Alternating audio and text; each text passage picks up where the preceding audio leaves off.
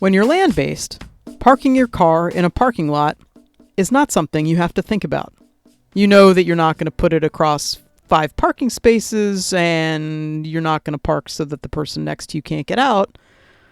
But what happens when you're cruising and your dinghy is your family car and you're going to a public dock to tie up?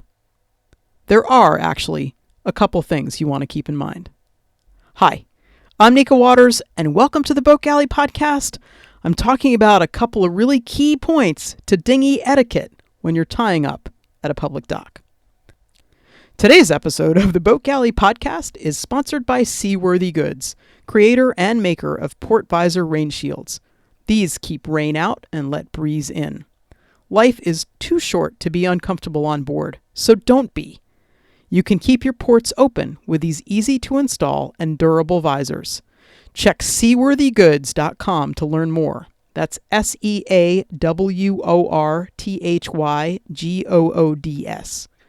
Use coupon code SMARTBOATSTUFF10 for an exclusive 10% off your next order. Seaworthy Goods. Smart stuff, smart boats. Dinghy docks are a real luxury when you're cruising. And actually public docks of any kind. They enable you to tie your dink up safely when you're coming to shore while you're at anchor. Often they're in a fairly convenient location in terms of access to town, although sometimes what you can access from the dinghy dock, like how close things are, like the hardware store or the grocery store are from the dinghy dock, that may be a different story. But one thing to remember is that dinghy docks or docks that you can access and use for your dinghy, they are public use spaces. In many places around the world, where actually the idea of a separate dinghy dock is not a reality at all, if there are docks at all, they're really the docks for working boats. But in any case, a dock where you tie your dinghy up, unless it is your own personal private dock, if it's a public dock, it is not your own private personal space. And as such, it's a really good idea to understand how best to use the space. Point number 1, leave your engine down. Yes, down. Yeah, tipping up the engine helps keep growth at a minimum. But that propeller, it's sharp. And most people, if you look around the anchorage and you look around at dinghy docks, most people have inflatable dinghies. Heck, probably the dinghy that you have tied that outboard onto and you've tipped it up from, probably it's an inflatable dinghy. A sharp prop plus inflated rubber equals a punctured dinghy and a very, very unhappy neighbor. Leave your outboard motor in the water at dinghy docks. Now, yeah, tip your dinghy outboard up at your boat, fine. But at a dinghy dock, leave your engine down. The second big point is to leave lots of slack in your line. And if you're locking your dinghy, that also means leaving lots of slack in the cable or chain that you have the lock on. Sure, tying up close to the dock makes it really easy for you to get on and off. But when you leave slack, it allows for more dinghies to actually be able to access the space at all. The worst of all is when you have a short locking cable fixed to one point on the dock and a tight bow line or stern line tied to another point on the dock, effectively taking up parallel parking when that dinghy needs to be bow in. Tie your dinghy with a long painter or lock with a long cable.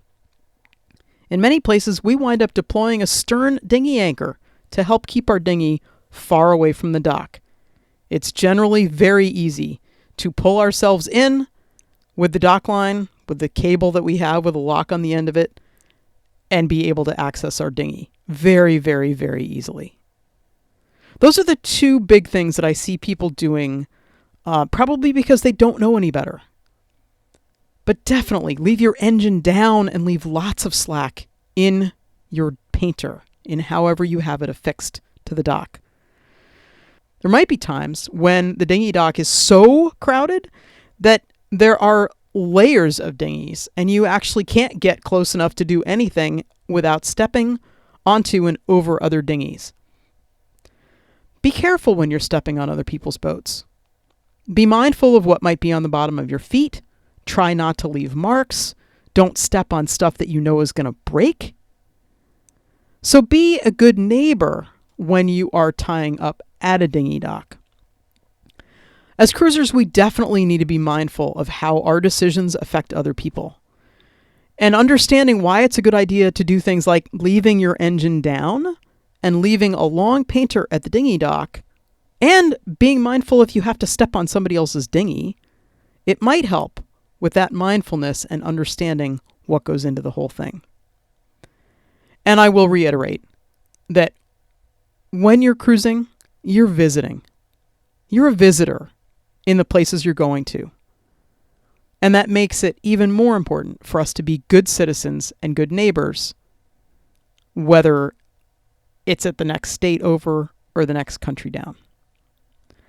I can't wait to share an anchorage with you. And yeah, you can tie your dinghy up to my boat, but please also leave the engine down and leave a long painter, because you might not be the only person coming to come over to hang out on the boat. Thank you so much for listening to the Boat Galley podcast. We love hearing from our listeners. We love it when you don't forget to subscribe in your favorite podcast app. And we love it when you share us with your friends. Have the most spectacular week.